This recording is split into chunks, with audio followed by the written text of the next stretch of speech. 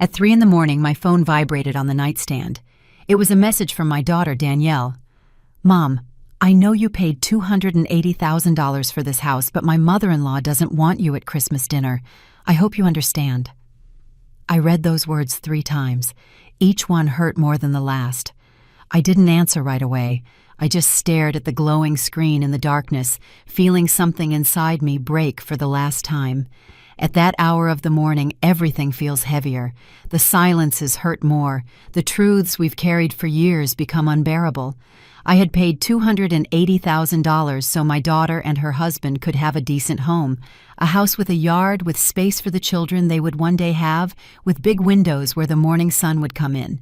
A house where apparently I was no longer welcome. I got up slowly without turning on the light. I walked to the window and looked at the empty street. The neighbors' Christmas lights blinked weakly in the distance. I thought about all the times I had stayed silent, all the times I had smiled when something hurt me, all the times I had said, "It's okay," when nothing was okay. My name is Emily Carter. I am 58 years old, and that morning, December 15th, something changed in me forever. I picked up my phone and wrote a single word: understood. But what nobody knew, not my daughter, not her husband, and certainly not the mother-in-law who had erased me from the Christmas table, is that the house was still in my name. I had paid every cent I had signed the deed, and that morning, tired of being invisible, of being used, of being the one who always gives in, I made a decision that would change everyone's Christmas. I wasn't going to that dinner, that was for sure, but neither were they. No one was prepared for what was coming, because sometimes when a woman is tired, she doesn't scream. She simply acts. And the consequences are inevitable. Sometimes we trust the wrong people too much. Have you also been disappointed by someone you loved? Tell me your story in the comments. I want to read it. 4 years ago, when Danielle introduced me to Michael, I was happy. My daughter had found a polite, hard-working man, an engineer who spoke about projects and the future with that confidence that reassures a mother. I remember the afternoon they came to my house to tell me they were getting married. Danielle was wearing a light blue dress. She had that spark in her eyes that only true love can give. "Mom, I want you to meet Michael's family next Sunday," she told me, squeezing my hand. I prepared my absolute best meal: a slow-cooked brisket, roasted potatoes, and the apple pie my own mother had taught me to make. I set the table with the embroidered tablecloth I saved for special occasions. They arrived on time: Michael, his father, David, and her, Linda. A tall woman with perfectly styled hair with that kind of elegance that intimidates. She wore a pearl necklace and a smile that didn't reach her eyes. "A pleasure, Mrs. Carter," she said, shaking my hand coldly. "What a cozy home." Cozy. That word stuck with me. She didn't say lovely, she didn't say warm. She said cozy, which is what people say when they mean small. During the meal, Linda barely touched the brisket. "Oh, I just have a delicate stomach," she said, touching her chest. "I can't handle heavy foods." Michael ate with gusto. David complimented me on the pie, but she looked at everything as if she were evaluating it. The house, the furniture, me. When they left, Danielle hugged me at the door. "Aren't they wonderful, Mom?" I smiled and nodded, but something inside me had already noticed that look, that way of making me feel small. Still, I kept quiet, because a mother does anything for her daughter's happiness, even swallowing the first warning signs. The wedding was beautiful. I paid for Danielle's dress, a gorgeous design she had seen in a downtown boutique, $5,000 that I took from my savings without a second thought. Linda organized the reception in an elegant ballroom. Everything was impeccable: white flowers, golden lights, a dessert table straight out of a magazine. But when it came time for the toasts, Michael only mentioned his parents. "Thank you, Mom and Dad, for giving us this unforgettable party." Danielle looked for me from the head table. I smiled at her and raised my glass. "It's okay, honey," I mouthed without a voice. But it wasn't okay, and I was beginning to understand that. Months later, when Danielle and Michael celebrated their first anniversary, they invited me to dinner at their rented apartment. It was small, but they had decorated it with love. "Mom, we have to tell you something," Danielle said, taking Michael's hand. "We want to buy a house," he continued, "but we can't cover the full down payment." Danielle looked at me with those eyes I had known since she was a child. "Mom, do you think you could help us?" I had worked for 32 years as an accountant at an import company. I had saved every dollar with discipline. I had lived alone since my husband died 10 years ago. That money was for my retirement, for my peace of mind, so I wouldn't depend on anyone. But when Danielle looked at me, "How much do you need?" It was the only thing I said. As I tell this story, I think about where you might be listening. Write the name of your city in the comments. $280,000. That was the amount I took from my savings. It wasn't everything I had, but it was most of it. The result of 32 years of waking up at 6 in the morning, taking 2 buses to get to the office, working overtime when needed. The money that was going to give me peace of mind when I could no longer work. The money that meant freedom. But when I saw Danielle's face when I said yes, it was all worth it. Or so I thought. The house was in a quiet residential area on the outskirts of the city. It had 3 bedrooms, 2 full baths, a yard with a lemon tree, and a large kitchen with windows looking out back. It was perfect. The day we went to see it, Danielle walked through the empty rooms with her hands on her chest, smiling like a little girl. "This will be our room, Mom. And this bedroom here," she stopped at the smallest room by the window, "this one will be for you." I stood still. "For me? Of course, Mom," Danielle said, hugging me. "You're helping us with the house. It's only fair that you have your own space when you come to visit, or when you want to stay over." Michael nodded from the hallway. "Absolutely, Emily. This house is yours too." I felt my heart fill up. Maybe everything was going to be okay. Maybe this investment wasn't just about money, but about a place where I also belonged. We signed the papers at the closing in late March. I put my name as the primary owner. Danielle and Michael were listed as beneficiaries. But legally, the house was in my name. My lawyer, an older man who had handled my taxes for years, had advised me. "Emily, if you are going to put up that amount of money, protect yourself," he told me. "Keep the property in your name for at least 2 years. You can transfer it later if you want, but for now, protect yourself." I nodded, although deep down I felt guilty for even thinking it. What kind of mother distrusts her own daughter? When I told Danielle that the house would temporarily remain in my name, she didn't object. "That's perfect, Mom. It's your money after all. When we can pay you back, we'll do the transfer." But that night, Michael called his mother. I was in Danielle's kitchen making coffee when I heard his voice in the living room. "Yes, Mom. Yes, Emily is going to provide the money." Silence. "No, Mom, it's not distrust. It's just her lawyer recommended it." Another silence. "Yes, I know, but we can't say anything. Without her money, there's no house." A chill ran down my spine. I went back to the living room with the coffee tray as if I hadn't heard a thing, but something had already changed. Over the next few months, I helped Danielle and Michael furnish the house. I bought the refrigerator, the washing machine. I paid for half of the living room set. I also gave them a wooden dining table I found in an antique shop. It was beautiful with room for 8 people. "So we can have big family dinners, honey," I told Danielle as the movers carried it in. She hugged me tight. "You're the best mom in the world." The first time I went to stay in my room, I arrived on a Friday afternoon with a small suitcase and a cheesecake I had made that morning. I rang the doorbell. Danielle opened the door, but she had a strange expression. "Mom? You didn't tell me you were coming." "Yes, honey. I sent you a message yesterday." "Oh, I must not have seen it. It's just—" She looked back inside. Michael invited his parents over for dinner. And there she was, Linda, sitting in the living room I had helped furnish, sipping from a porcelain teacup. She looked me up and down. Emily, what a surprise. She didn't get up to greet me. "Good evening, Linda," I said, walking in with my suitcase. "Mom, you're staying in your room, right?" Danielle asked nervously. "Because Linda is already settled in the guest room." I froze. The guest room. The room Danielle had told me was my room. "Of course, honey. No problem," I said with that smile that was already starting to hurt. I went up to my room, but when I opened the door I realized it wasn't empty like last time. There were boxes piled against the wall, old clothes belonging to Michael hanging in the closet, an exercise bike in one corner. My room had become a storage closet. I sat on the edge of the bed and took a deep breath. "Don't cry. Emily, don't cry." I went downstairs half an hour later holding the cheesecake. "I brought cheesecake," I said, trying to sound cheerful. Linda wrinkled her nose. "Oh, what a shame, Emily. I brought a French lemon tart from a boutique bakery. We already put it in the fridge." Michael avoided my gaze. Danielle took the cake from my hands.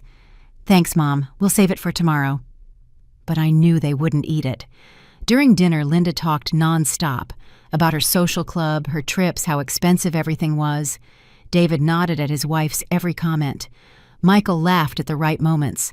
Danielle served the food in silence.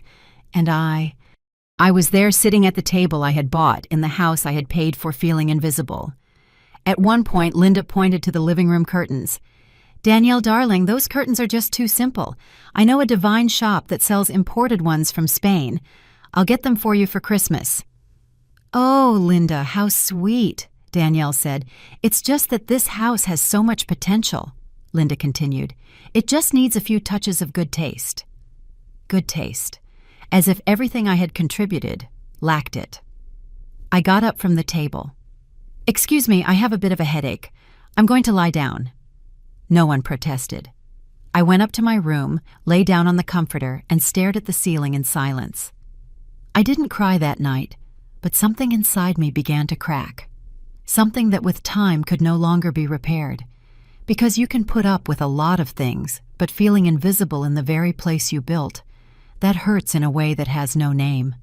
And the worst part was, it was only just beginning. The months that followed were a series of small wounds. Wounds so subtle that at first I convinced myself I was exaggerating, that it was my imagination, that I was just too sensitive. But the pain was real. Danielle started calling me less. We used to talk every day, even if it was just for 10 minutes before bed. Now, 3-4 days would go by without hearing from her. When I called sometimes, she wouldn't answer. When she did answer, she was always in a hurry. "Mom, I'll call you later. I'm at the supermarket with my mother-in-law." "Mom, I can't talk right now. We're going out to eat with Michael's parents." "Mom, I'll tell you later. We're going to Linda's house to look at fabric swatches for the cushions." Linda, always Linda. One Saturday afternoon, I dared to ask her, "Honey, do we not do our Sunday coffees anymore?"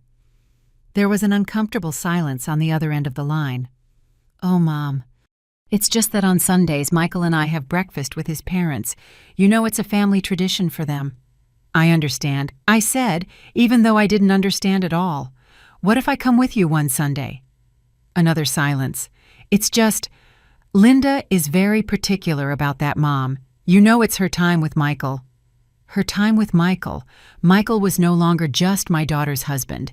He was now Linda's son, who just happened to be married to Danielle. "It's okay, honey. Don't worry about it," I said, with that voice that was starting to sound fake even to me. I hung up and sat in my living room looking at the photograph of Danielle at her graduation. She was 22 in that picture, wearing her navy blue cap and gown, holding her business degree with a huge smile. I was by her side, hugging her. That day she had told me, "Mom, everything I am is because of you." When did that change? I decided I needed to make an effort. Maybe I was the one pulling away without realizing it. Maybe I needed to be more present, more flexible, more agreeable. So I started bringing them food every week. On Tuesdays after work, I would prepare something special and drop it off. Chicken casserole, meatballs, and sauce tortilla soup, beef stew with vegetables. Things I knew Danielle had loved since she was a girl. The first few times she received the containers with joy. "Oh, Mom, thank you. It smells delicious." But little by little, her enthusiasm faded. One afternoon, when I arrived with a chili that had taken me 3 hours to prepare, Danielle opened the door looking tired. "Mom, I already told you you don't need to cook so much." "I like doing it, honey. Besides, I know you work hard, and this way you don't have to worry about dinner." "It's just, Linda brings us food too," she said, lowering her voice, "and the fridge is already full." I stood there holding the container. "Do you want me to take it back?" "No, leave it. I'll find space." But I saw in her eyes that it was an annoyance, that my food, my effort, my love was an annoyance. I went inside for a moment to put the container in the kitchen, and there in the refrigerator I saw the elegant glass containers with printed labels.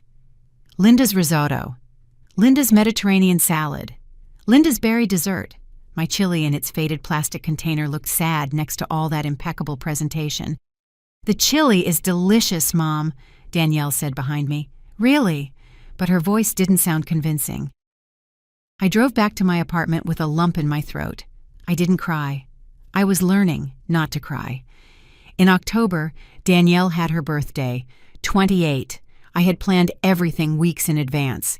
I made a reservation at a restaurant she loved, the same one where we had celebrated her last 5 birthdays. I invited her 2 best friends from college, my sister Teresa, and of course Michael. I sent her the digital invitation a week early. Danielle called me that same night.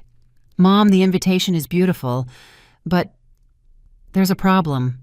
That "but" hit me like a stone in my stomach. "It's just, Linda already organized a surprise dinner for me at her house on the same day." "The same day?" "Yes. She didn't know you had already planned something."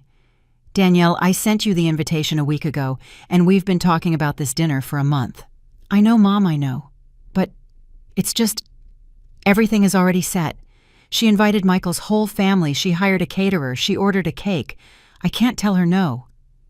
"But you can tell me no." The words came out before I could stop them. There was a long silence. "Mom, it's not like that."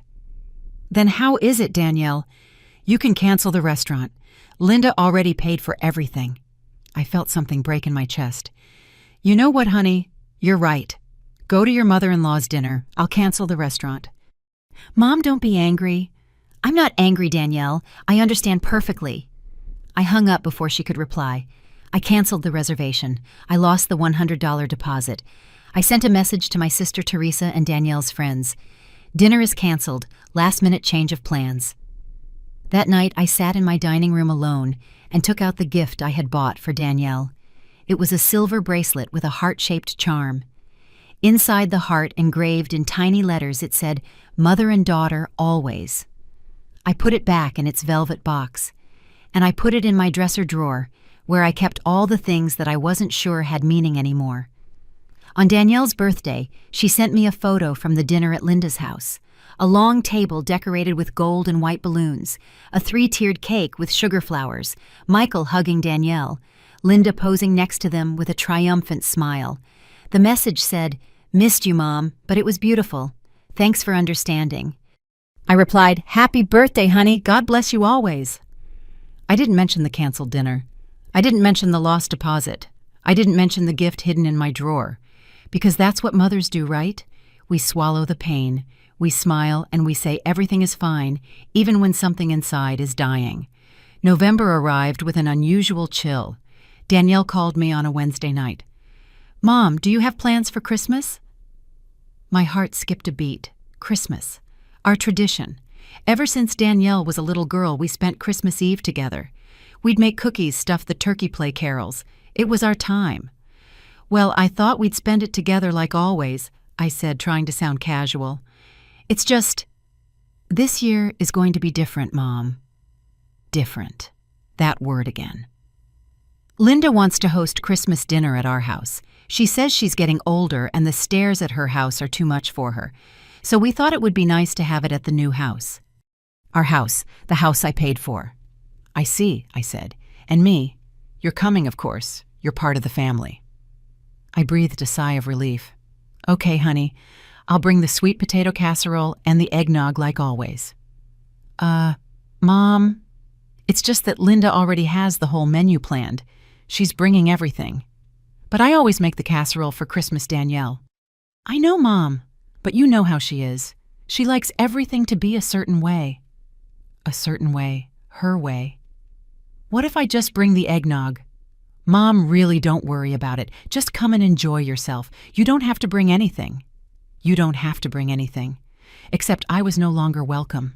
Except my place at that table was already being occupied by someone else. But I didn't know that yet. I still believed that if I made myself smaller, more invisible, more obedient, I could still fit into my daughter's life. How wrong I was. I still wonder if I did the right thing by staying quiet for so long. What about you? What would you have done in my place? December arrived with that air of hope that Christmas brings. The streets filled with lights, the stores played carols, and I tried to convince myself that everything would be fine, that Christmas dinner at Danielle's house would be a new beginning, that Linda and I could get along better if I just made the effort, that maybe, just maybe this Christmas would bring us together as a family. How naive I was. On December 10th, I went to the mall to buy Danielle her Christmas gift. I walked through the bright hallways, watching young couples carrying bags, children pointing at toys, families taking pictures by the giant tree. I felt terribly alone, but I kept walking. I went into an elegant jewelry store. There I found a set of silver earrings and a necklace with blue stones. Danielle had always loved blue. "It's for my daughter," I told the saleswoman. "What a beautiful gift," she replied, smiling. "She's going to love it." I paid $230 money that was getting harder to part with because my savings were dwindling. But I didn't care. I still believed my love could be bought with presents. That same afternoon, while I was having a coffee in the food court, my phone rang. It was my sister Teresa. "Emily, are you busy?"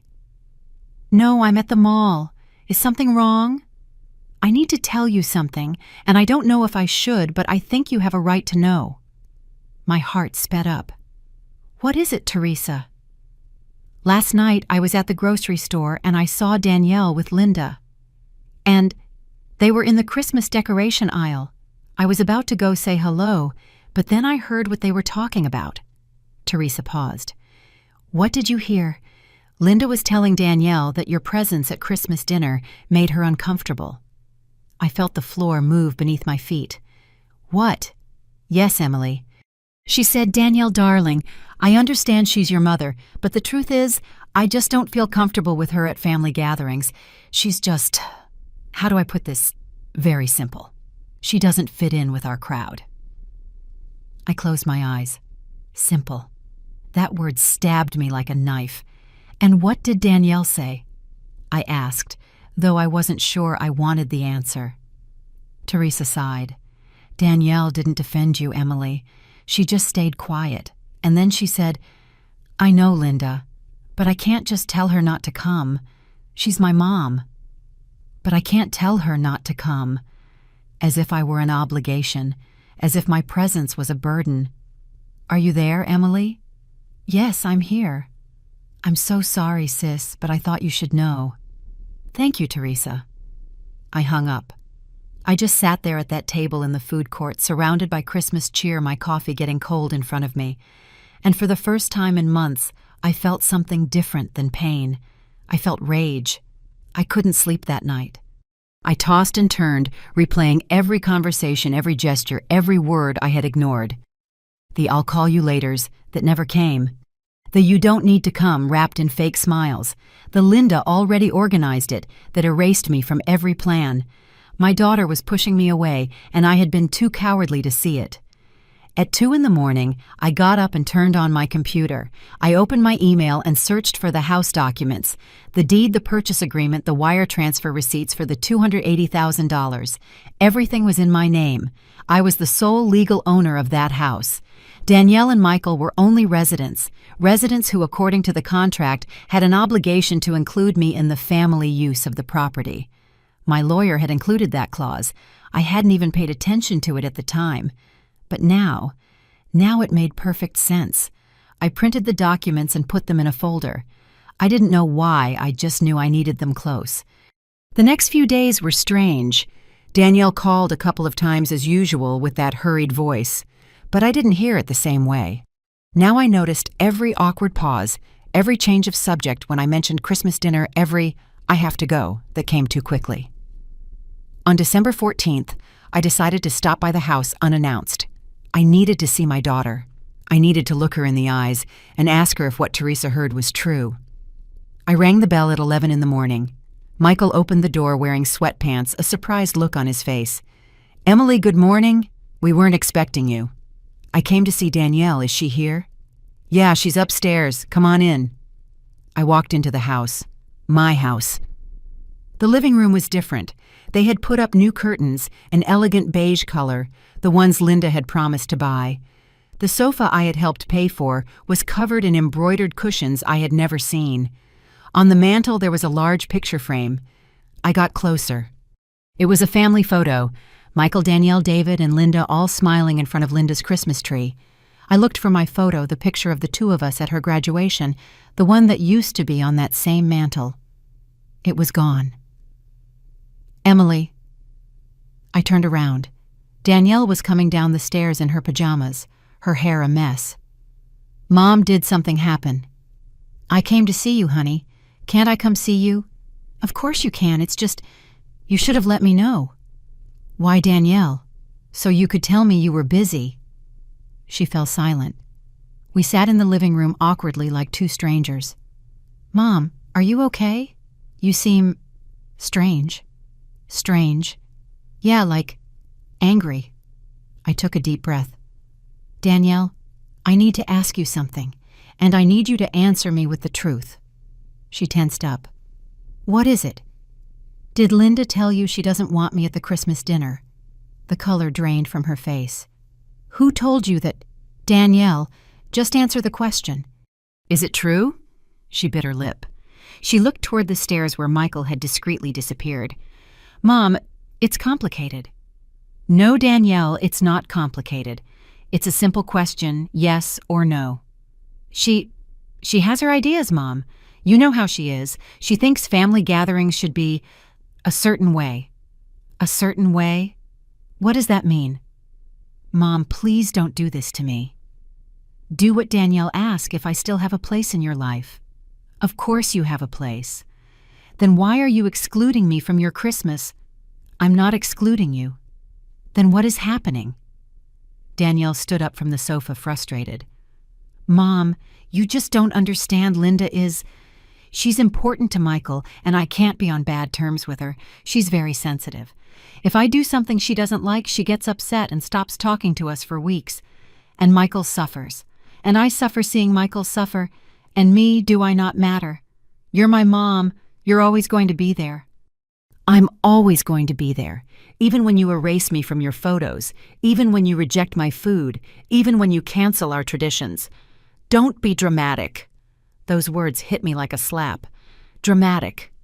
"Yes, Mom, you're making a problem out of nothing." "Danielle, that woman doesn't want me at Christmas dinner, in the house that I paid for." "Oh, Mom, stop. It's always the same thing. You always bring up the money. Because it's the truth. Well, if it bothers you so much, then take your damn money." The silence that followed was deafening. Danielle covered her mouth, realizing what she'd said. "Mom, I'm sorry I didn't..." I stood up slowly. I grabbed my purse. "No, Danielle, you're right." "Mom, don't listen to me. I'm just stressed." "It's okay, honey. I understand everything now." I walked to the door. "Mom, wait." I didn't stop. I left that house. I got in my car, and I drove to my apartment, my hands shaking on the steering wheel. When I got home, I sat at my dining room table and took out my phone. I found my lawyer's contact information, and I wrote, "Mr. Romero, I need urgent advice regarding the property that is in my name. Can you see me tomorrow?" The reply came in 5 minutes. "Of course, Emily. Tomorrow at 10 a.m. in my office. Is everything all right?" I didn't answer, because no, nothing was all right. And I had just realized that I had been swallowing a pain that no longer fit inside my chest. But something had changed. That pain was turning into clarity, and clarity sometimes is the most dangerous thing a woman who has been underestimated for too long can have. The next morning I woke up at 6. I had hardly slept. Every time I closed my eyes, I heard Danielle's voice. "Well, if it bothers you so much, then take your damn money." Those words had pierced my soul. Not because of the anger, but because of the truth they contained. To my daughter, my sacrifice had become a reproach, my love a burden. And I had become an obstacle. I made coffee I couldn't finish. I showered on autopilot. I put on a gray pantsuit I hadn't worn in months. I needed to feel strong. I needed to feel worthy, even if I was in pieces inside. At 9:30, I was at Mr. Romero's office. He received me with his usual kindness. He was a man in his late 60s, gray-haired with thick glasses, and that reassuring seriousness. "Emily, come in. Sit down. Can I offer you some coffee?" "No, thank you, Mr. Romero. I already had one." "Very well. Tell me what brings you here. Your message yesterday sounded urgent." I took out the folder with the house documents. I placed them on his desk. "Mr. Romero, I need you to explain exactly what my rights are over this property." He opened the folder and began to review the papers carefully. Several minutes passed in silence. The only sound was the rustling of the pages. Finally, he took off his glasses and looked at me. "Emily, you are the absolute legal owner of this property. Your name appears as the sole owner on the deed. Danielle and Michael have no ownership rights. They are only listed as authorized residents." "What does that mean exactly?" "It means you can do whatever you deem appropriate with this house. You can sell it, rent it, or ask them to vacate. Just like that. Just like that. You put up the money, you signed, the house is yours." I felt a chill. "And them, they can't do anything?" "No, not unless you sign some private agreement promising them the property, which I don't see here. Is there anything like that?" "No, just verbal agreements. I told them I would transfer it to them someday when they could pay me back." "Are there witnesses to that?" "Just the three of us." "Then there is nothing legally binding. Emily, that house is yours to do with as you please." I remained silent, processing his words. "Mr. Romero, can I sell it without their consent?" "Yes." "Can I ask them to leave?" "Yes. You just need to give them formal notice. Since they are there without paying rent and without a contract, you can request eviction with 30 days' notice." 30 days. And if I wanted to sell the house immediately? He looked at me intently. "Is the situation that serious, Emily?" I didn't answer with words, but my eyes said it all. He sighed. "Look, legally you can, but I understand this is your daughter. I would recommend you think it through. These decisions have emotional consequences that go beyond the legal." "There are no emotions left to protect, Mr. Romero. They've already made that very clear to me." "Do you want me to prepare the sales documents?" I fell silent. Was I really going to do this? Was I really going to sell my daughter's house? I thought of Danielle, her happy face the day she first saw that house, her decoration plans, her dreams of starting a family there. But then I thought of the family photo I had been excluded from. The room that had become a storage closet, the rejected meals, the canceled birthday dinner, the take your damn money. And above all, I thought about Christmas. The dinner where I was not welcome in the house I paid for at the table I bought where Linda would be the queen. And I wouldn't even have a seat. "Yes, Mr. Romero," I said finally, "prepare the documents." "Are you sure?" "I have never been more sure of anything in my life." He nodded slowly. "Very well. Do you want to list it with an agency, or do you know an interested buyer? I want to sell it as quickly as possible. How long would it take? If we look for a cash buyer, maybe 3 or 4 weeks. There are investors constantly looking for properties like this." 3 or 4 weeks. That would take us to the end of December. "Mr. Romero, what is today's date?" "December 15th. I did the math in my head. "Would it be possible to have the sale closed by December 24th? He looked at me surprised. "That's very little time, Emily, but if we find the right buyer and you're willing to lower the price a bit to speed things up, maybe, yes." "How much would I have to lower it?" "Instead of asking $300,000, you could offer it for $270,000. It's $30,000 less, but the sale would be immediate." $30,000 less. Even so, I would recover almost all my money. And more importantly, I would recover my dignity. "Do it, Mr. Romero. Sell it for $270,000, but I need the deal closed on December 24th, not a day later." "December 24th, Emily, that's Christmas Eve." "I know that perfectly well." We looked at each other in silence. He understood. "All right, I'll do my best. I know some investors who might be interested. I'll let them know it's a cash opportunity. Price negotiable, urgent closing." "Perfect. And the eviction notice. Prepare that as well. But don't deliver it yet. I'll let you know when. When do you plan to deliver it?" I smiled for the first time in days. A sad smile, but a smile. The afternoon of December 24th, Mr. Romero, right before Christmas dinner. He let out a long sigh. "Emily, are you absolutely sure about this?" "There's no turning back, Mr. Romero. I've spent months making myself smaller to fit into my daughter's life. And you know what I discovered? It doesn't matter how small I make myself. I will never be enough for them. So I decided something better." "What's that?" "I decided to reclaim my full size." I left that office with the folder under my arm and a strange weight in my chest. It wasn't relief. It wasn't sadness either. It was clarity. That cold, sharp clarity that comes when you finally understand that they don't love you the way you love, that they don't value you the way you value, and that sacrifice, when it's not reciprocated, becomes humiliation. The following days were strange. Danielle didn't call me after our fight. I didn't call her either. It was as if we were both waiting for the other to take the first step, but neither of us did. Mr. Romero called me on December 18th. "Emily, I have good news. I found a buyer." My heart skipped. "So quickly?" "Yes, it's an investor who has a fund to buy properties in that area. He was very interested because the house is in excellent condition. He's offering $265,000, cash. $5,000 less than we asked. But the deal can be closed on December 23rd. $265,000. I had invested $280,000. I would lose $15,000, but I would get my peace back." "I accept." "Are you sure we could look for someone to pay the $270,000? "No, Mr. Romero, I accept. I want to close this immediately." "Very well. I'll prepare everything. The closing will be December 23rd at 10 in the morning. Does that work for you?" "Perfect. And the eviction notice?"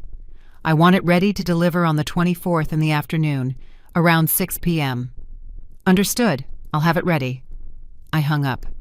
I sat in my dining room, and for the first time in weeks, I cried. But not from sadness.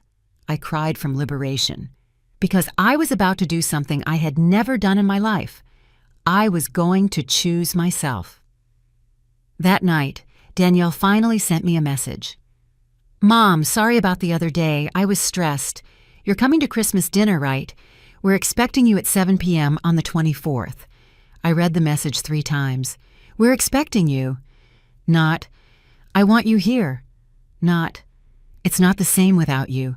Just, "We're expecting you." Like you expect the plumber or the cable guy or someone providing a service. I replied, "Of course, honey, I'll be there." But I wouldn't be. Not in the way she expected. On December 20th, I went to the bank and requested a cashier's check for the amount of the sale, $265,000. The teller looked at me curiously. "That's a lot of money, ma'am. Are you sure you want it in a cashier's check?" "Completely sure." "When do you need the check by call?" "By December 23rd. "Perfect, we'll have it ready." On December 21st, Teresa called me. "Emily, are you going to Danielle's Christmas dinner?" "Yes, I'm going." "Really? I thought after everything that happened—" "Teresa, I'm going to ask you something. Don't ask me any questions. Just trust me." "You're scaring me." "Don't be scared. Things are just going to happen, and I need you to know that I'm okay, that I'm doing the right thing." "What things are going to happen?" "You'll see. I love you, sis." "I love you too, Emily, but I'm worried about you." "Don't worry. For the first time in a long time, I know exactly what I'm doing." On December 22nd, I packed the things I had in my room at Danielle's house. It wasn't much. A few changes of clothes I had left there, a couple of books, a photo of my husband I had put on the nightstand. I put everything in a small bag, and when I walked out of that room, I knew I would never enter it again. On December 23rd, I arrived at Mr. Romero's office at 9:30 in the morning. The buyer was already there. A young man, about 35, impeccable suit leather briefcase. "Mrs. Carter, a pleasure. I'm Robert Mendoza, representative for the Regional Investment Fund." We shook hands. "The pleasure is mine. It's a beautiful property. We looked at it last week. It's in excellent condition." "Thank you." Mr. Romero placed the documents on the table. "All right. We have the purchase agreement here. Mrs. Carter, you cede all rights to the property located at 347 Willow Creek Drive to the Regional Investment Fund for the amount of $265,000. Do you agree? I agree. Mr. Mendoza, does your firm accept the terms? Yes, we accept. Perfect. Please proceed to sign. I signed every page. My hand didn't tremble, not even once. When I finished, Mr. Mendoza handed me the cashier's check. Here you go, Mrs. Carter. $265,000. I took the check. I looked at it. It was a simple piece of paper, but it represented my freedom. And when do you take possession of the house? I asked. Legally as of this moment, but I understand the current occupants need time to vacate. When do you think they can leave the property? I looked at Mr. Romero. Mr. Romero, the eviction notice gives them 30 days. That's correct. Then they have until January 24th. Mr. Mendoza nodded. Perfect. That gives us time to plan the renovations. We're going to turn it into an executive rental. An executive rental. It wouldn't even be Danielle's in any sense. It would belong to strangers, and for some reason, that seemed perfect. I left that office with the check in my purse and the eviction notice in a manila folder. I went straight to the bank and deposited the check. $265,000. It wasn't everything I had invested, but it was enough. That afternoon, I sat in my living room and wrote a letter, not to Danielle, to myself. Dear Emily, today you sold the house you bought for your daughter. Today you reclaimed the money you gave with love. Today you chose your dignity over her comfort. And that's okay. You are not a bad mother. You are a woman who finally understood that love is not begged for that sacrifice. Without reciprocity is called abuse. And that sometimes the most loving decision you can make is to walk away. Tomorrow will be a hard day, but it will be the first day of the rest of your life. And that life finally belongs only to you. I folded the letter and put it in my dresser drawer next to the birthday gift I never gave Danielle, next to the bracelet that said, Mother and Daughter Always. Because always had turned out to be a promise that only I was keeping. I went to bed early that night. Tomorrow would be Christmas Eve. The day everything would change. The day I would stop being invisible. And although I knew it would hurt, I also knew I would heal. Because some pain is cleansing, and this was one of them. I woke up on December 24th at 5 in the morning. I had only slept 3 hours, but it wasn't the insomnia of anguish. It was the alertness of someone about to cross a bridge with no return. I lay in the darkness, listening to the silence of my apartment. On other Christmases, I would already be in the kitchen by this hour, preparing the cookie dough, chopping vegetables for the stuffing, simmering the cider with cinnamon and cloves. Those smells that filled the whole house and meant home family love. But this year everything was different. I got up slowly and went to the kitchen. I made coffee, sat by the window, and watched the city wake up. The first light of dawn painted the sky a pale orange. It was a beautiful day. Ironic, I thought, the most painful day of my life, and the sky was clear. At 8 a.m. my phone rang. It was Danielle. I hesitated to answer. Finally, I swiped my finger across the screen. Hello? Mom, good morning. How are you? Her voice sounded cheerful, falsely cheerful. Fine, honey. And you? Oh, Mom, running around like crazy here. Linda arrived early with everything for dinner. She knew turkey, ham, salads, desserts. She even hired someone to serve the food. It's going to be beautiful. Someone to serve. In the house I paid for. With the money I earned, while I was being treated like a third-class guest. That's great, honey. What time are you getting here, Mom? Dinner is at 7, but you can come early if you want to help set the table. Help set the table. I wasn't even allowed to organize anything. Just help. I'll be there at 6:30, Danielle. Perfect, Mom. See you then. Love you. I love you too, honey. I hung up. I stared at the phone in my hand. I love you. When did that phrase become a white lie? When did it stop meaning I value you, I respect you, I include you? When did it just become an empty word said out of habit?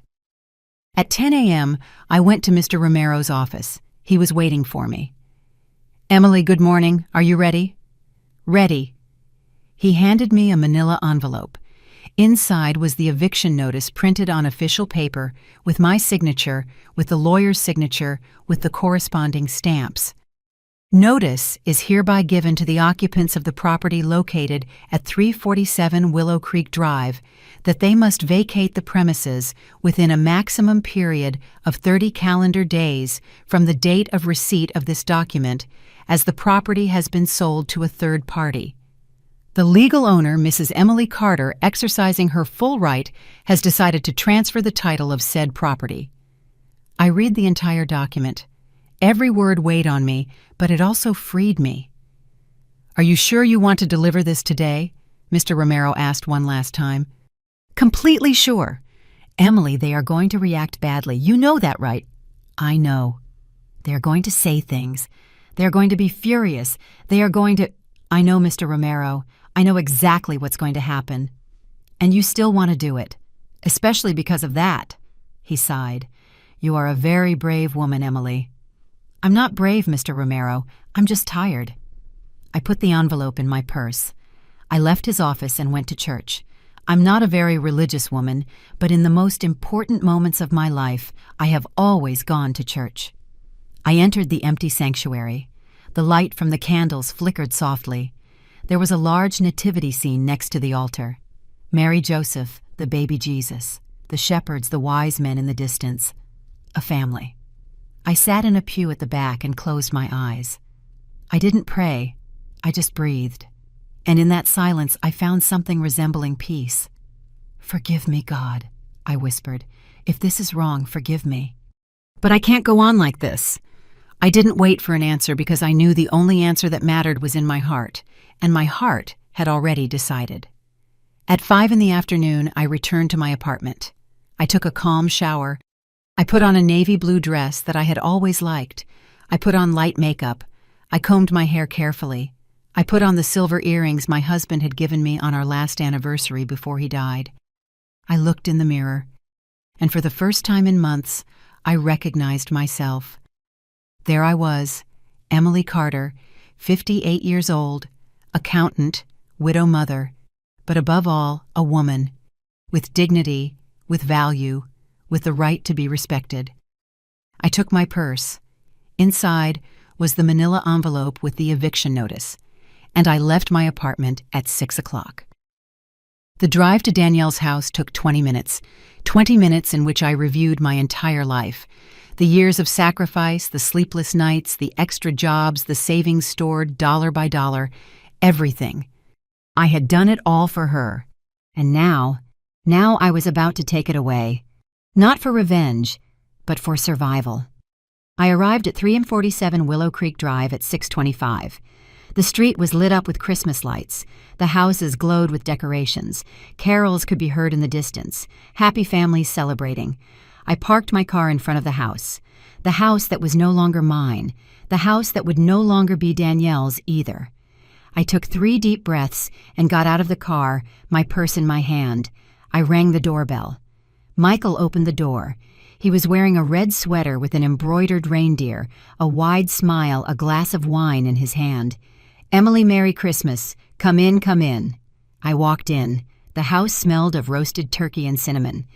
There was a huge Christmas tree in the living room, decorated with gold ornaments and white lights.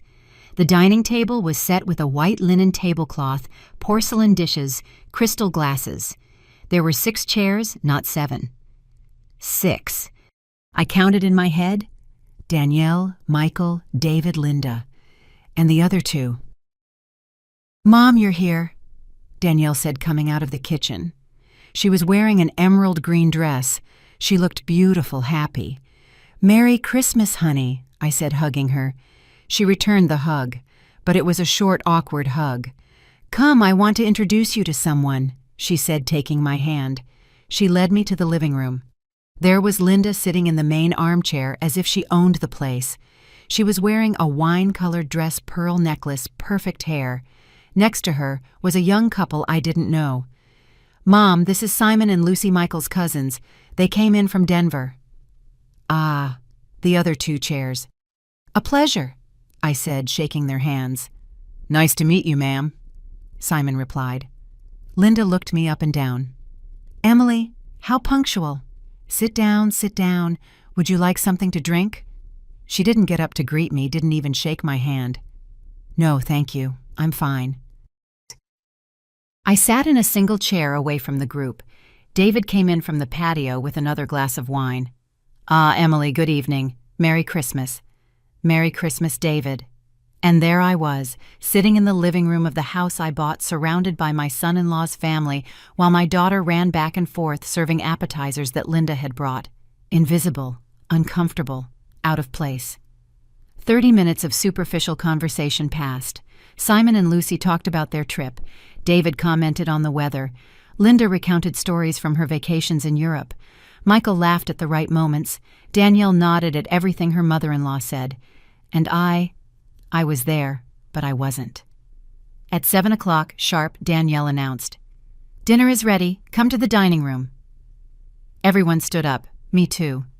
We walked to the table. Linda sat at the head of the table, like the matriarch, like the queen. Michael to her right, Danielle to her left, David next to Michael. Simon and Lucy on the other side.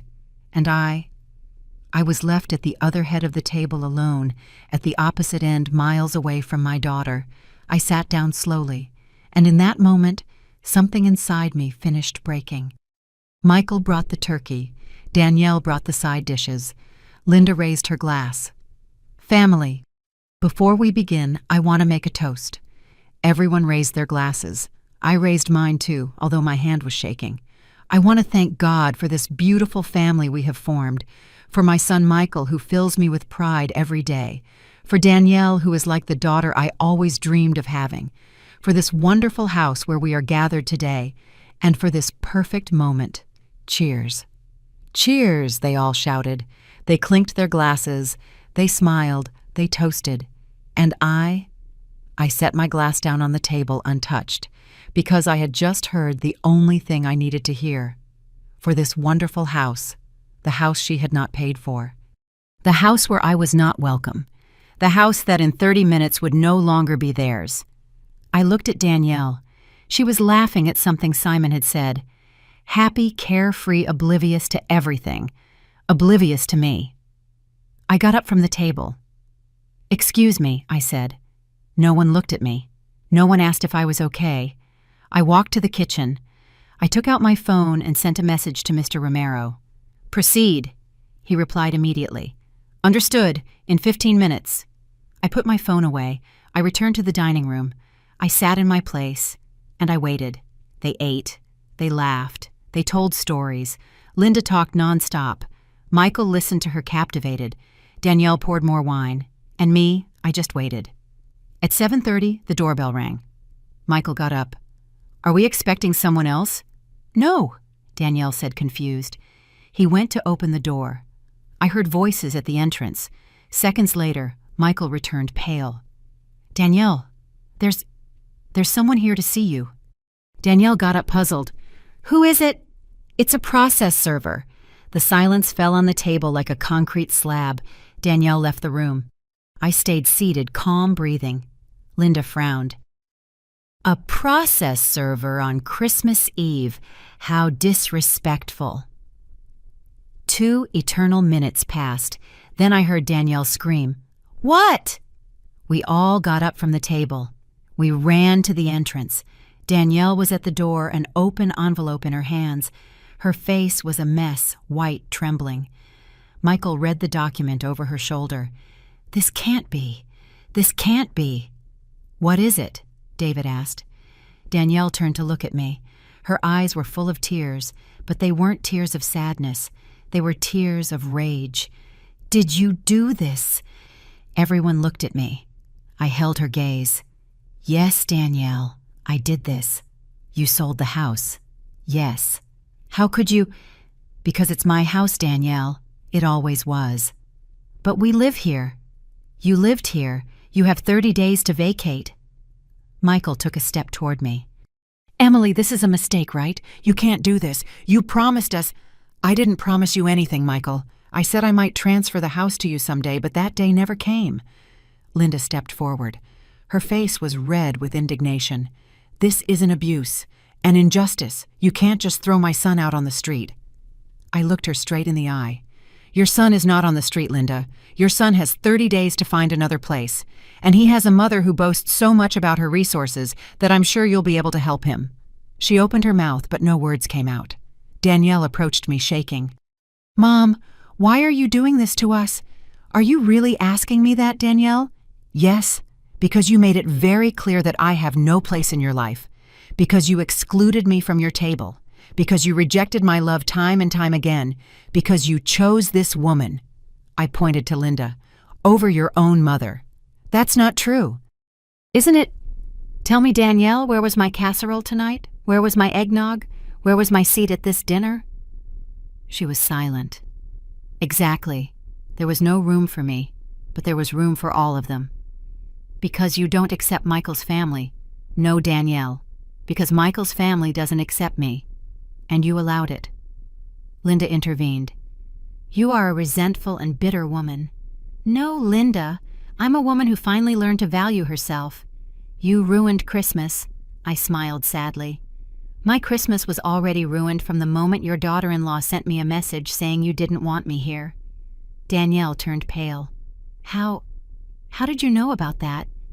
"Because I wasn't the only one who overheard your conversation at the grocery store, honey." Linda looked at Danielle with fury. "You said that in public.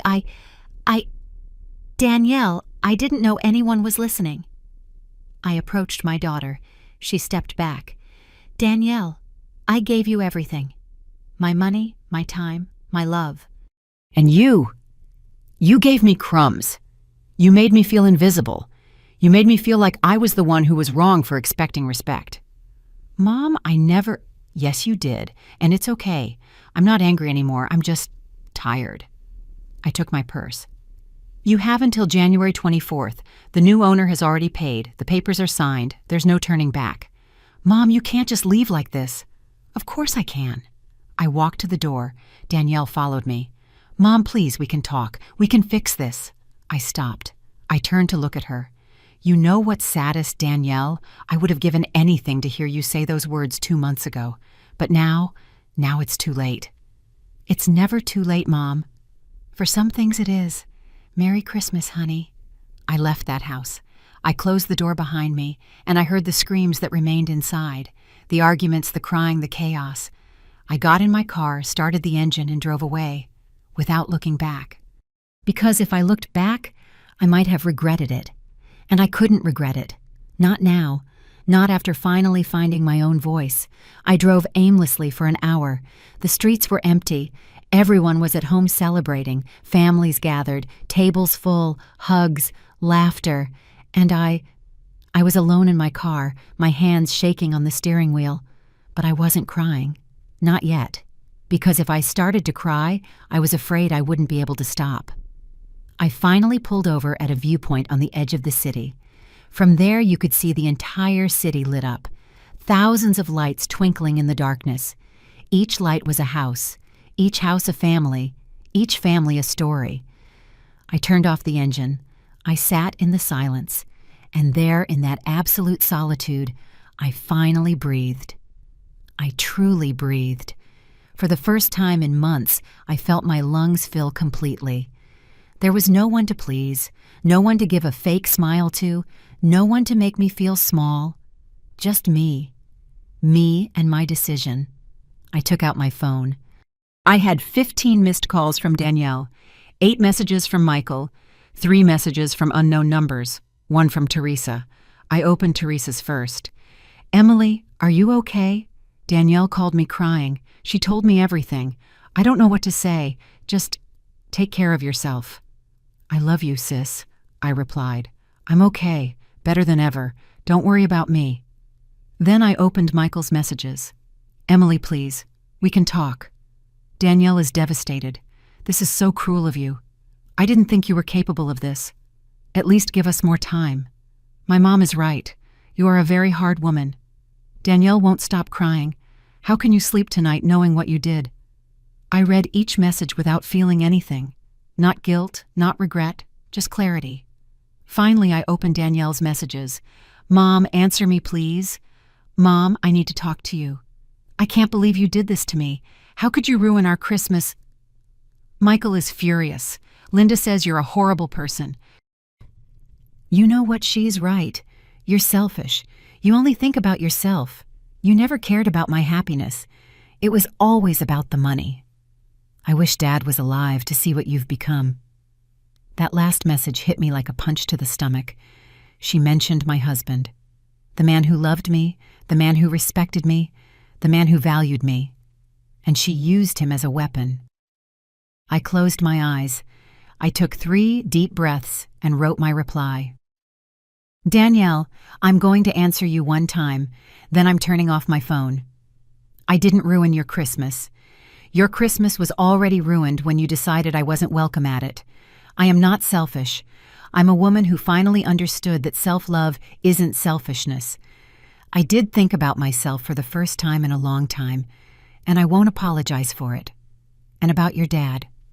Your dad would be proud of me because he taught me that respect is the foundation of love. And you forgot that. I love you, Danielle. I will always love you. But I will no longer allow you to treat me as if I'm invisible. When you're ready to talk, really talk, without screaming, without accusations, without your mother-in-law involved. I'll be here, but not before. Merry Christmas. I sent the message. I turned off my phone. And I put it in the glove compartment.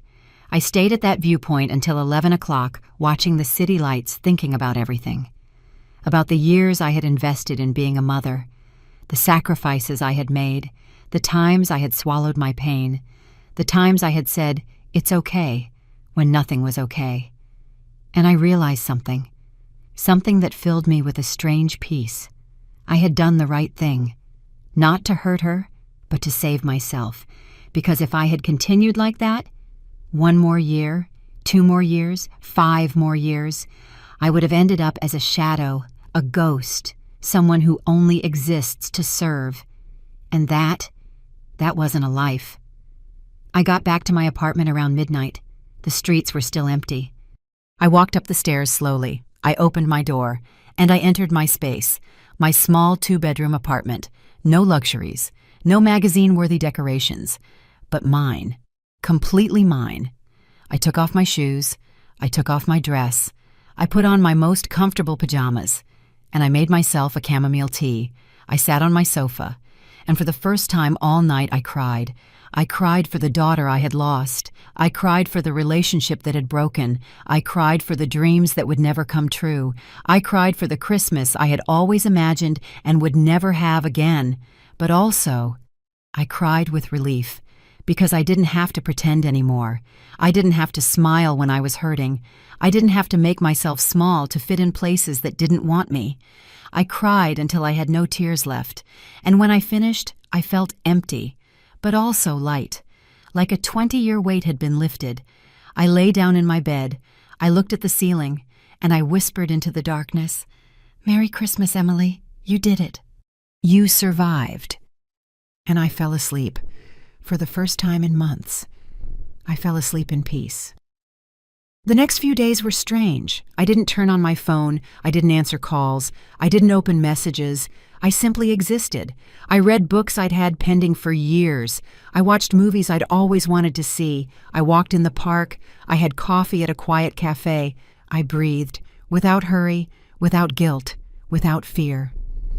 On December 27th, Teresa came to visit. She knocked softly on the door. I opened it. She looked at me with those worried eyes only a sister can have. "Can I come in?" "Of course." We went inside. I poured her some coffee. We sat in the living room. "How are you?" she asked. "I'm okay." "Emily, you don't have to pretend with me." "I'm not pretending, Teresa. I'm really okay." She looked at me intently. "Danielle has called me every day. She's devastated." "I know. She says you made a terrible mistake." "It wasn't a mistake. She says you ruined her life." "I didn't ruin her life. I just took mine back." Teresa sighed. "Emily, is there really no way to fix this? Fix it how, Teresa? By giving them the house back, apologizing for defending myself, going back to being invisible. That's not what I mean." Then what is it? She was silent. Teresa, let me ask you something. If you were in my place, what would you have done? I don't know. Yes, you do. Tell me the truth. She looked down. Probably the same thing you did. See? But she's your daughter, Emily. I know, and that's precisely why this hurts so much. But it's also precisely because she's my daughter that I couldn't keep letting her treat me like that. What if she never forgives you? That question cut through me. I was quiet for a moment. Then I'll live with that. But at least I'll live with dignity. Teresa took my hand. You're stronger than I thought. I'm not strong, Teresa. I'm just tired of being weak. She stayed with me all afternoon. We talked about other things. About our childhood, about our parents, about summers at our grandparents' farm, about when life was simple, when love didn't hurt, when being family meant something. Before she left, Teresa hugged me tight. No matter what, I'm with you. Thank you, sis. And Emily, for what it's worth, I think you did the right thing. Those words sustained me for days. On December 30th, I received an email from Mr. Romero. Emily, I'm informing you that the new owners will take formal possession of the property on January 24th. The current occupants have been notified. So far, they have not sought legal counsel to appeal. I will keep you informed of any developments.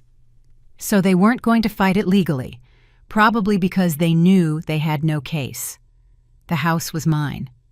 I sold it. End of story. On December 31st, New Year's Eve, I spent it alone. I didn't go to parties. I didn't answer invitations.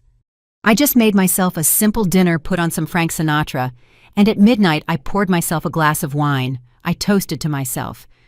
To you, Emily, for all you survived, for all you let go, for all you're about to build.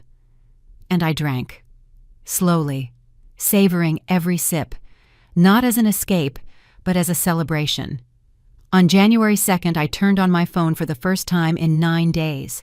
I had 43 messages, most of them from Danielle.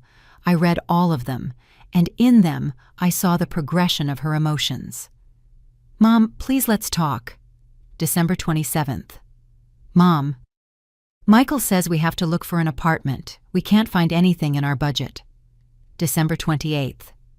Linda says we can stay with them temporarily, but her house is small. December 29th. Mom, this is a nightmare.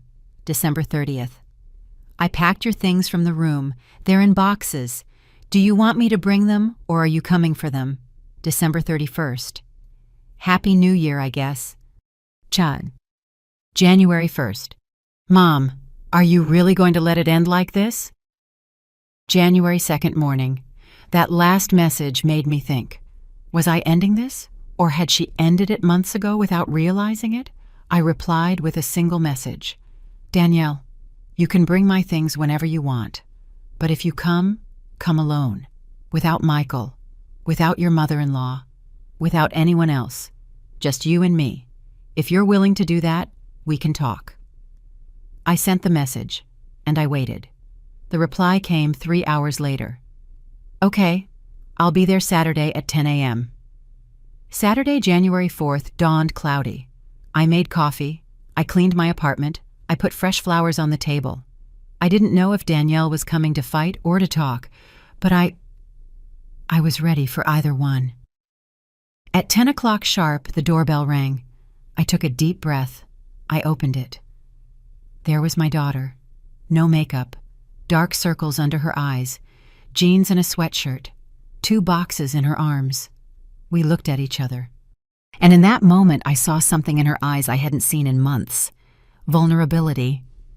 Hi, Mom. Hi, honey. Come in. She entered slowly. She left the boxes by the door. We sat in the living room, in silence, awkward, painful. I poured 2 cups of coffee. I handed one to her. Thanks, she said almost in a whisper. We drank our coffee in silence for several minutes. Finally, she spoke. Mom, I need to understand. What do you need to understand? Why? Why did you do it? Why like that? I looked her in the eyes. Because you both made it very clear that I didn't matter. That's not true. Danielle, please. You didn't come here to lie to yourself. You came to talk. So let's really talk. She looked down. I didn't realize I was hurting you. You didn't realize, or you didn't want to realize. She bit her lip. Maybe I didn't want to. Why? Because it was easier to please Linda than to defend you. Those words hung in the air. Finally, the truth. And now? I asked. What do you think now? She looked up. I saw tears in her eyes. Now, I think I made a terrible mistake. I felt something move in my chest, but I didn't say anything. I just waited. Mom, I lost my house. Michael is furious with me. Linda blames me for everything. She says if I had handled you better, none of this would have happened. Handled me. That word turned my stomach. Danielle, I am not a problem to be handled. I am your mother. I know that now. Do you really? Yes. Then tell me, if I gave you the house back right now, what would change? Would you include me in your life? Would you respect me? Or would we just go back to the same thing?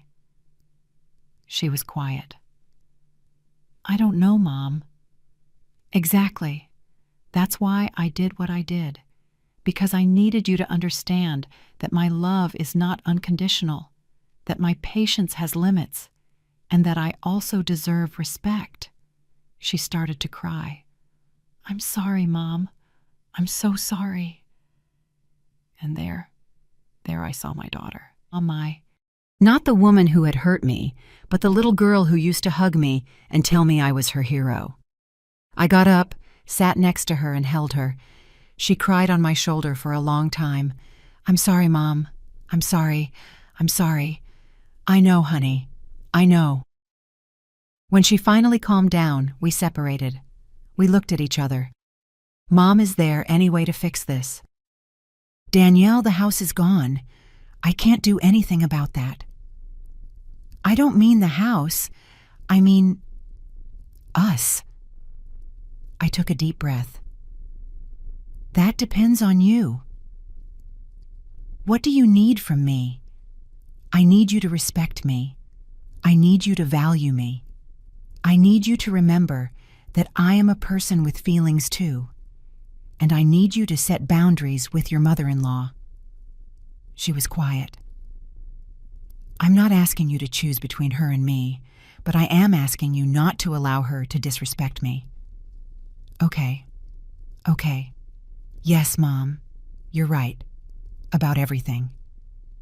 And Michael, she sighed. Michael is angry, but also, I think he understands too. He told me something last night. He said, your mom did what she had to do, and we're the ones who made her do it. Those words surprised me. He said that, yes, he's not happy, but he gets it. I nodded. Danielle, I don't want to lose our relationship, but I can't keep being your mother in half measures. Either you include me in your life for real, or we drift apart. Yes. She took my hand. I don't want to lose you, Mom. I don't want to lose you either, honey. So, can we start over? I looked at her intently. We can try, but it's going to take time, and it's going to require real change. I know, and if you ever make me feel invisible again, I will walk away, and this time for good. She nodded. I understand. We hugged again, and in that hug I felt something like hope. It wasn't total forgiveness, it wasn't forgetting, but it was a start, and sometimes a start is enough. January passed slowly, like one of those months where everything is on pause, waiting for something to be resolved. Danielle and I started to rebuild our relationship. Slowly, carefully, like walking on broken glass. We met for coffee on Wednesdays. Just the two of us. No Michael, no Linda, no one else. And there in those conversations, I started to see a Danielle I had forgotten existed. A Danielle who was vulnerable, honest, scared. In one of those coffee meetings mid-January, she told me what was happening. "Mom, we found an apartment. It's small, 2 bedrooms, in a neighborhood we don't love, but it's what we can afford." "When are you moving?" "January 20th, 4 days before we have to be out of the house." "And how is Michael?" She sighed. "He's different." "Different how?" "Quieter, like disillusioned. Not with me, but with everything. With his mother." She looked at me surprised. "How did you know?" "A mother's intuition." Danielle stirred her coffee thoughtfully. "When Linda found out we had to move to a small apartment, she was furious. Not with us. With you. She kept saying you were a cruel woman. How could you leave your own daughter on the street?" "I didn't leave you on the street." "I know, Mom. I told her that too. But she wouldn't listen. So Michael told her something he had never said to her before." "What did he say?" "He said, 'Mom, Emily did what we forced her to do. If anyone is to blame, it's us. Especially me for letting us treat her like that.'" I felt a lump in my throat. "And how did she react?" "She got so angry. She told him he was defending the woman who took everything from us, that he was being a bad son, that she had done everything for him, and this is how he repays her." "And Michael?" "He told her that was exactly the problem, that she always made him feel like he owed her everything, and that he was tired of living with that guilt." I was quiet, processing. "Mom, it was the first time I ever saw Michael set a boundary with his mother, and she did not take it well." "What happened?" "She left the house crying, said she wouldn't come back until Michael apologized." "And did he?" "No. And I think that's what hurts her the most, that for the first time in his life, Michael didn't back down." I took a sip of my coffee. "And how do you feel about all this?" "Relieved, Mom. I feel relieved, because I finally feel like Michael and I are a team. Not Michael, his mom, and me. Just us." "I'm glad to hear that, honey." "But I'm also sad because I see Michael suffering. He loves his mom, but he's also understanding that his mom has manipulated him his entire life. That's a very painful thing to see." "Yes, but I also think it's necessary." I nodded, because it was. Sometimes pain is the only way to wake up. On January 20th, I helped Danielle and Michael move. I showed up at the new apartment with plastic bins, packing tape, and markers. "Mom, you didn't have to come," Danielle said when she saw me. "Of course I did. That's what mothers are for." Michael came out of the apartment carrying a lamp. When he saw me, he stopped. "Emily." "Michael." We looked at each other in silence. He put the lamp down, and he walked over to me. "Emily, I need to tell you something." "Go ahead." "I am so sorry for how we treated you. Danielle and I have talked a lot, and I understand why you did what you did. And even though it hurt and it was so hard, you were right."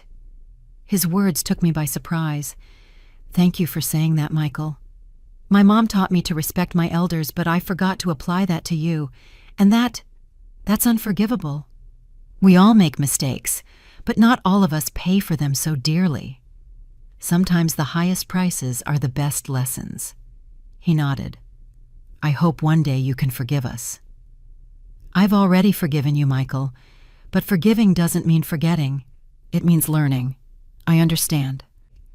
And we shook hands, and in that simple gesture I felt something close. Not a happy ending, but a dignified one. We spent the day moving. The apartment was in fact small, nothing compared to the house. The living room and dining room were one space. The bedrooms barely fit a bed and a dresser. The kitchen was narrow, but it was clean, and it was theirs, with no debts they couldn't handle, with no obligations to anyone. "What are you going to do with the furniture that doesn't fit?" I asked. "We're selling it," Danielle said. "The big dining table, some bookshelves, the whole living room set. We already posted it all online." "And the table?" Danielle looked at me. "The table you gave us?" "Yes. We're selling that too, Mom. It doesn't fit here." I felt a pinch in my chest. That table where I had imagined family dinners, laughter, Christmases. "It's okay," I said. "It was yours. You can do what you want with it." But Danielle noticed my expression. "Mom, if you want it, want." "No, honey, I don't have room for it either." And it was true. That table belonged to a dream that no longer existed. In the afternoon, while we were taking a break, Linda showed up. No one had called her. No one had told her we would be there. She just appeared. High heels, designer bag, dark sunglasses, as if she were arriving at a social event. "Michael, son, I came to see how you were." Michael walked out of the apartment. When he saw her, his expression hardened. "Mom, what are you doing here? I came to help you move." "We don't need help." "Michael, don't be ridiculous. Of course you need help. This is..." She looked at the building with disdain. "This is very different from what you had." "It's what we can afford, Mom." "But you didn't have to end up like this. If only you had... If only I had what Mom forced Emily to just give us a house." "Don't be silly." "I'm not being silly. You never wanted to accept that that house wasn't ours, and you put ideas in our heads. You made us feel entitled to something that didn't belong to us." Linda took off her sunglasses. "Are you blaming me for this?" "I'm not blaming you. I'm just telling you the truth. Michael, I only ever wanted what was best for you." "No, Mom. You wanted what was best for your image. You wanted to show off that your son lived in a big house. You wanted to control everything. You wanted Danielle and me to live by your standards." "That is not true." "Yes, it is. And that's why we ended up losing everything." Linda looked around, searching for support. Her gaze met mine. I was standing by the apartment door watching the scene. "You," she said, pointing her finger at me. "You're behind all of this." "No, Linda, I'm just here helping my daughter." "You put these ideas in his head." "I didn't put anything in his head. They made their own decisions." "You're manipulating them." Michael stepped between us. "Enough, Mom. That's enough." Michael's shout echoed down the street. A few neighbors looked out their windows. Linda turned pale. "Michael, don't you raise your voice at me. Then don't provoke me. Emily is my wife's mother, and from now on, you will treat her with respect. If you can't do that, then you are not welcome in our lives." The silence that followed was brutal. Linda looked at her son as if she didn't recognize him. "Are you kicking me out?" "I'm asking you to respect my family." "I am your family. And so is Danielle, and so is Emily. And if you can't accept that, then yes, I'm asking you to leave." Linda took a step back. Her eyes filled with tears. But they weren't tears of sadness. They were tears of rage. "One day, you will regret this. Maybe, but not today." She turned around. She walked quickly to her car, got in, and drove off, without saying goodbye, without looking back. Michael stood on the street, breathing heavily. Danielle came out and hugged him. "I'm so proud of you," she whispered. He held her tight, and he cried. He cried like I had never seen him cry, because he had just set a boundary he had been avoiding for 30 years. And that hurts, even when it's the right thing to do. That night after we finished moving, we ate pizza on the floor of the new apartment. There was no table yet, no chairs, but we were together. "Mom, thanks for coming," Danielle said, leaning her head on my shoulder. "I will always be here for you, honey, but now, with healthy boundaries." She smiled. "With healthy boundaries." Michael raised his soda. "To new beginnings." We clinked our soda cans. "To new beginnings." And in that moment, in that small apartment sitting on the floor, I felt more like a family than I had in months in that big house. Because family isn't measured in square feet. It's measured in respect, in presence, in real love. The following weeks, I learned from Danielle that Linda had not called Michael. She had completely distanced herself, offended her pride wounded, waiting for him to apologize. But Michael didn't apologize. And little by little, Linda began to feel the weight of her own decision. In February, Teresa called me. "Emily, I have to tell you something." "What happened?" "I ran into Linda at the supermarket. And she's different." "Different how?" "She's alone, Emily. So alone. Her husband works all day. Michael doesn't speak to her. And she just looks sad, older, like all that pride is just crumbling. I didn't feel joy hearing that. I didn't feel pity either. I just felt understanding. She chose pride over love, Teresa. I know. And now she's paying the price. We all pay the price for our decisions. Don't you feel, I don't know, a little satisfaction? No. I just feel peace. Because it was true. I hadn't done this for revenge. I had done it to save myself. And the fact that Linda was facing the consequences of her own behavior, that wasn't my responsibility. That was karma. That silent justice which arrives when you least expect it. In March, Danielle told me Linda had tried to reach out again. She sent Michael a text, saying she missed him, that she wanted to make peace. And what did Michael say? He told her he missed her too, but that things had to change, that if she wanted to be in our lives, she had to respect our whole family, including you. And what did she say? She got angry again, said he was asking her to humiliate herself, and she hung up. I shook my head. She doesn't understand that respect isn't humiliation. No, Mom, she doesn't. Maybe one day she will. You think so? Maybe. When she's even lonelier. When she understands that pride is a very poor companion in old age. And so it was. Months later in June, Teresa told me that Linda had started going to therapy. She had an anxiety attack that landed her in the hospital. The doctor told her that her blood pressure was dangerously high, that she needed to manage her stress. And finally, in one of those therapy sessions, she had begun to see her own pattern, her need for control, her fear of losing relevance, her way of manipulating through guilt. And has she reached out to Michael? I asked. Yes, 2 weeks ago. She invited him to lunch, and she apologized. Really? Yes, Emily. She told him she had been a bad mother, that she had suffocated him with her expectations, that she regretted trying to control his marriage. And Michael? He cried, Emily. He cried because he finally heard the words he had needed to hear for years. I was silent, processing. And you? Teresa asked. How do you feel knowing that I feel calm? You don't feel like you deserve an apology too. Maybe I'll get one someday, maybe not, but I don't need it to be at peace. Because it was true. Life had taken care of putting things in their place. Linda had lost her relationship with her son. She had lost the control she so desperately needed. She had faced her loneliness, and she had finally understood. Not because of my intervention, but because of the natural consequences of her own actions. That is karma. It's not revenge, it's balance. It's life teaching you with infinite patience that what you sow is what you reap. And I didn't need to see her suffer to feel good. I just needed to know that justice had finally arrived. Silent, inevitable, perfect. It's been 2 years since that Christmas Eve. 2 years since I made the hardest decision of my life. And today, sitting in my small apartment with a cup of coffee in my hands and the morning sun streaming through my window, I can say it was the best decision I've ever made. Not because it was easy, but because it was necessary. My relationship with Danielle is different now. It's no longer that mother-daughter relationship where I gave everything and she just took. Now it's a relationship between 2 adult women who respect each other, who care for each other, who choose each other.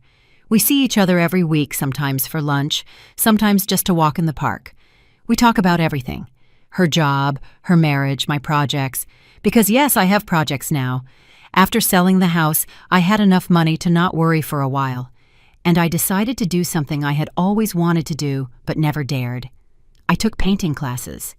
Something I had loved since I was a girl, but had abandoned because it wasn't practical, because I had to work, because I had to be responsible, because I had to sacrifice for others. But now I paint. I'm no Georgia O'Keeffe, nor do I pretend to be. But every time I put the brush on the canvas, I feel alive. I feel whole. I feel me. I also joined a group of women my age. We meet on Thursdays at a cafe downtown. We talk about our lives, our children, our pains, our victories. And there I discovered that my story was not unique.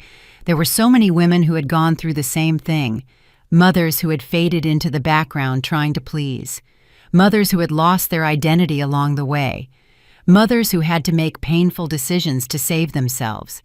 And in those conversations, I found sisterhood. I found understanding. I found a space where my pain wasn't dramatic, where my decision wasn't cruel, where my story was valid.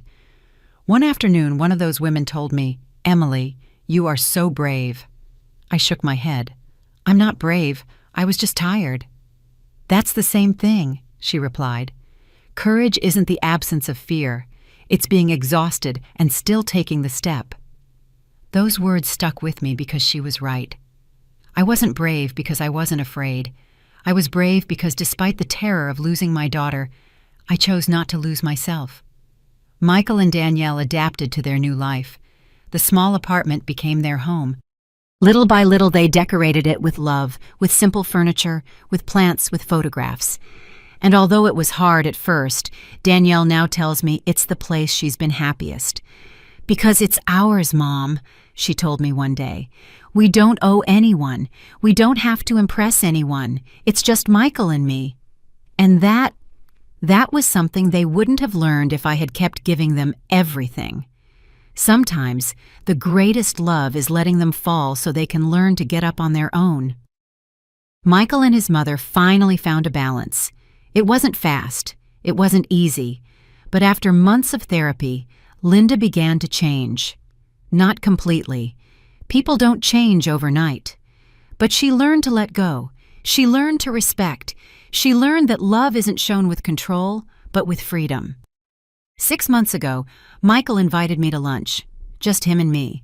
We went to a quiet restaurant, and there, as we shared some barbecue, he told me something I'll never forget.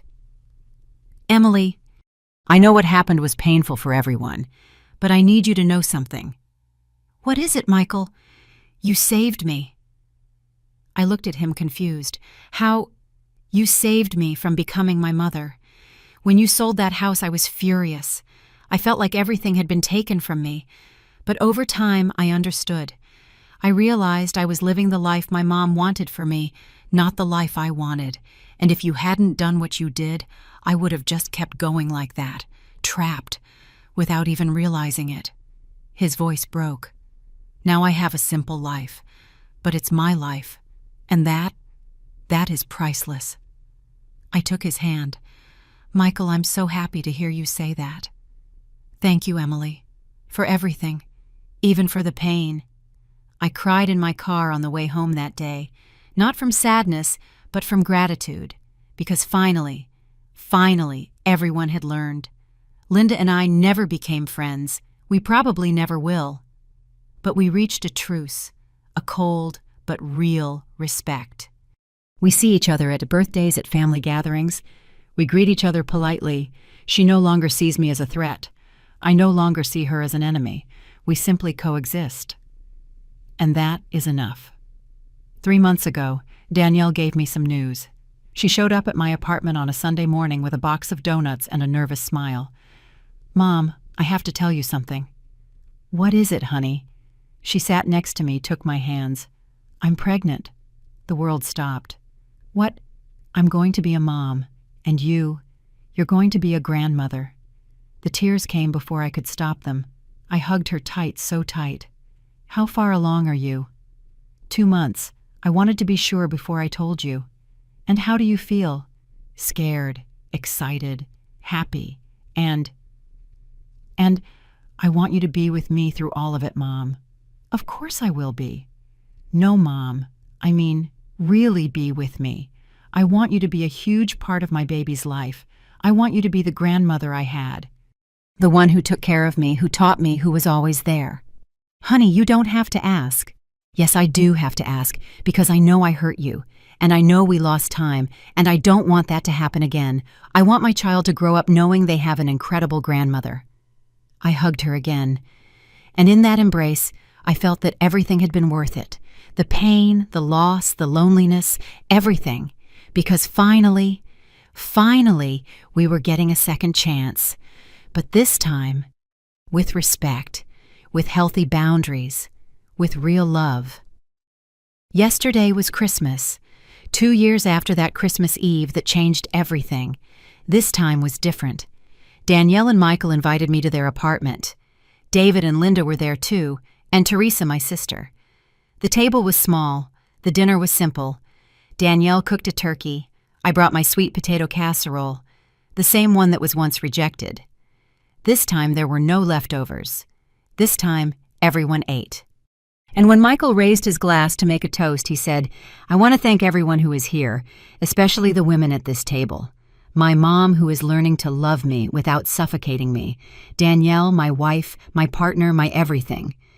And then he looked straight at me. And Emily, who taught us the hardest and most necessary lesson of our lives, who taught us that love without respect isn't love, and that sometimes the most painful decisions are the wisest ones. Thank you, Emily, for not letting us forget you, for demanding your place, for saving us from ourselves. Everyone raised their glasses, even Linda.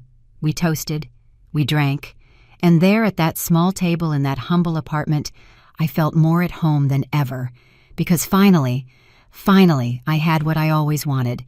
Not a big house, not luxuries, not appearances, just love, real love, love with respect, love that didn't make me invisible. After dinner, Danielle and I were alone in the kitchen washing dishes. "Mom, can I ask you something?" "Of course, honey. Do you regret it? Do you regret selling the house?" I was quiet for a moment, drying a plate carefully. "No, Danielle, I don't regret it. But you lost so much money." "I didn't lose money, honey. I invested in something better." "In what?" "In my dignity, in my peace, and finally, in us." She wiped away a tear. "I'm the one who regrets it, Mom." "Regret what?" "Regret making you go through all that. Regret not knowing how to value you. Regret having to lose you to learn how to love you right." I hugged her. "We didn't lose each other, honey. We just found each other again, in a different way. Do you forgive me?" "I forgave you a long time ago. Now you need to forgive yourself." We held each other in that kitchen, mother and daughter, but also woman and woman, with scars, with lessons learned, with renewed love. Today, as I write this story in my notebook, as I watch the sunset from my window, I realize something. Life isn't fair, but it is wise. It takes from you, it breaks you, it forces you to let go. But in the end, it teaches you. And if you pay attention, it transforms you. I reached my 58th birthday thinking my life was already defined, that my role was to be a mother, only a mother, and that meant giving until I disappeared. But I was wrong. Being a mother doesn't mean erasing yourself. It means teaching. And sometimes the best lesson is the example of a woman who respects herself, a woman who sets boundaries, a woman who chooses her peace over the comfort of others. And that woman I found along the way, is me, Emily Carter, 60 years old now, amateur painter, grandmother-to-be, daughter, sister, friend, but above all, a woman, a whole woman, a woman who learned that the most important love is self-love, because when you love yourself, you teach others how to love you, and when you respect yourself, you teach others how to respect you. It wasn't easy. It wasn't fast, but it was worth it. Every tear, every sleepless night, every moment of loneliness, every painful decision, it was worth it. Because today, I can look in the mirror and recognize myself. Today, I can walk with my head held high. Today, I can say no without guilt. And today, I can say yes without fear. If my story touched your heart, if you recognize something of yourself in me, I want you to know something.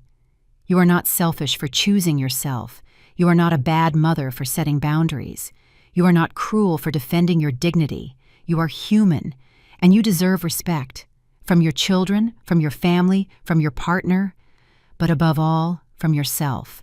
Because love that doesn't include you is not love. It's sacrifice.